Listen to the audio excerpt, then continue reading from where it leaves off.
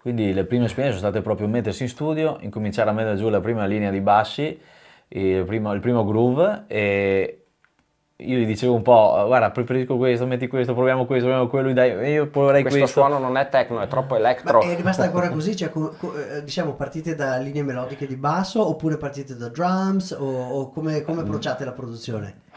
Allora, come dicevo prima, Dipende. sì, esatto, dipende un po' l'approccio è a stato d'animo, cioè una cosa che mi ha sempre fatto notare lui, ma in effetti me ne sono reso conto, mi dice quando sei incazzato tiri fuori delle mine atomiche e in effetti è vero, quando ho periodi particolarmente stressanti o che magari sai, Comes through.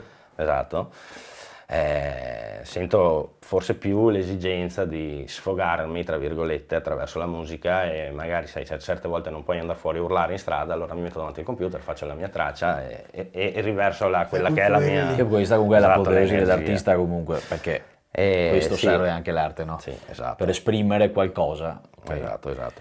Quindi diciamo che il 90% delle produzioni nascono sicuramente da...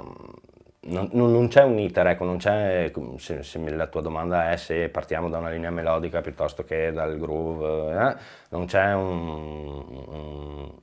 in realtà un processo ben stabilito. Standardizzato. Magari sono davanti alla tastiera, mi viene fuori un giretto che mi piace, allora parto da quello, oppure magari sento una canzone che mi piace, mi viene in mente. Ecco, io per esempio adoro l'arte del campionamento.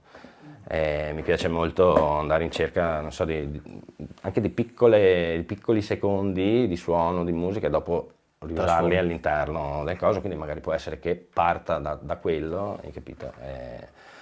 Io un So- po' mi ci ritrovo in questo modo di approcciare la produzione, perché ho notato che, per esempio, se io ho provato ad avere dei periodi nei quali tenevo una metodologia d'approccio alla produzione, è una sorta di matrice, no? Se vogliamo, però quello che era l'output rimaneva più o meno sempre sulle stesse frequenze a livello di esperienza.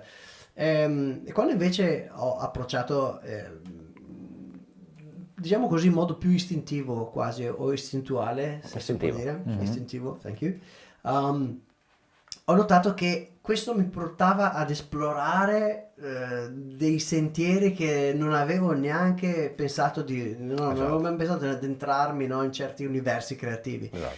E quello ti lascia, diciamo, un po' più proprio di respiro, no? Sì, è come Nel avere un creare. foglio bianco sul quale praticamente puoi riempire a seconda Cominci a riempire.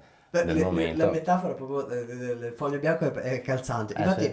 una delle mie serie, quella che ha fatto diciamo la più famosa che ho condiviso di più è Canvas, no? E l'idea è nata da questa analogia che hai usato tu, cioè avere una tela bianca nella quale esprimi live, no? Magari quello che è esatto. l'imprinting, no? Emotivo, no? Che uno Esatto. può avere.